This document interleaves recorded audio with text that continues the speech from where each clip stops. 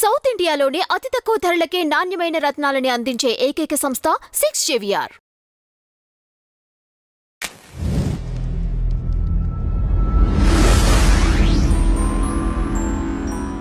నమస్తే అండి, welcome to our channel. మనతో సినీ క్రిటిక్ దాసరి విజ్ఞాన్ గారు ఉన్నారు. నమస్తే sir. Game changer cinema release అయిన రోజే అల్లు అర్జున్ గారి ఇంట్లో ఒక హ్యాపీ సిచ్యువేషన్ జరిగిందంట. అంటే ఆయన పుష్ప 2 రిలీజ్ అయిన దగ్గర నుంచి ఇప్పటి వరకు అంటే కొన్ని టెన్షన్స్లో ఉన్నారు ఆయన.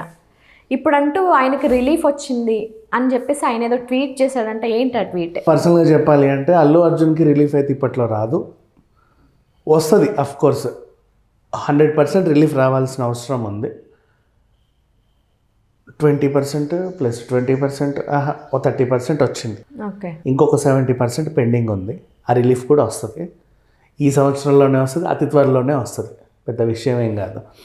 నెక్స్ట్ వాళ్ళ ఫ్యామిలీ వాళ్ళు ఏదో హ్యాపీగా సెలబ్రేట్ చేసుకుంటున్నారు. దాని గురించి మనం మాట్లాడాలనుకున్నాం. ఏముంది చెప్పు, బర్త్డేస్ కానీ. ఇప్పుడు అంతెందుకు, ఒక ఎగ్జాంపుల్ చెప్తా చూడు. మంచు వాళ్ళ ఇంట్లో అంత రాదంతం జరిగింది. తెల్లారితే వాళ్ళ అమ్మ బర్త్డే చేసుకోవాలా, రాత్రే అంత గొడవ, తెల్లారితే అమ్మ బర్త్డే చేయాలి. అంతే. ఇక్కడైనా సరే ఎవరి దగ్గర గొడవలు ఎన్ని ఉన్నా సరే వాళ్ళ సంవత్సరానికి వచ్చే ఒక కొన్ని ఉంటాయి. వాటిని ఎందుకు ఆపుకోవాలి ఆ ఎమోషన్స్ని? అందుకని చెప్పి వాళ్ళు ఏదో సెలబ్రేట్ చేసుకున్నారు. ఇకపోతే ఈరోజు అల్లు అర్జున్ గురించి ప్రత్యేకంగా మాట్లాడుకోవాలంటే Pushpa 2 cinema grand release already 2000 కోట్లకు చేరువలో ఉంది. ఇది ఒక రికార్డ్. ఇండియన్ సినిమా రికార్డ్స్ అన్నీ కొల్లకొట్టింది. టాప్ 2 బాహుబలిని దాటి. ఓకే, సో టాప్ 1 పొజిషన్ కూడా అందుకుంటే బెటర్. ఏమో ఫ్యూచర్లో వీళ్ళు చైనాలో జపాన్లో రిలీజ్ చేసుకుంటే ఆ మార్క్ కూడా దాటే అవకాశం ఉంది.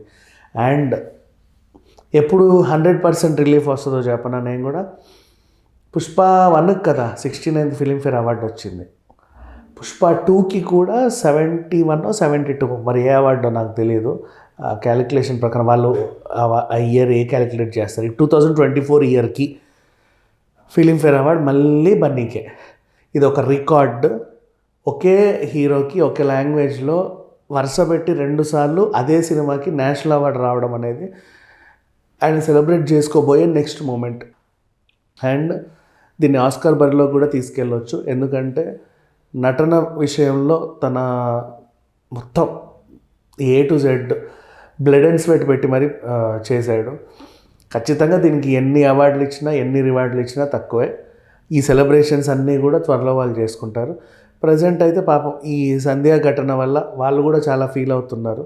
ఎందుకంటే ఆ అబ్బాయి పాపం హాస్పిటల్లో ఉన్నాడు. మళ్ళీ ఇలా అనొద్దు, ఆ అబ్బాయి హాస్పిటల్ ఉంటే మీరు బర్త్డేలు చేసుకుంటున్నారా అనే వాళ్ళు కూడా ఉంటారు.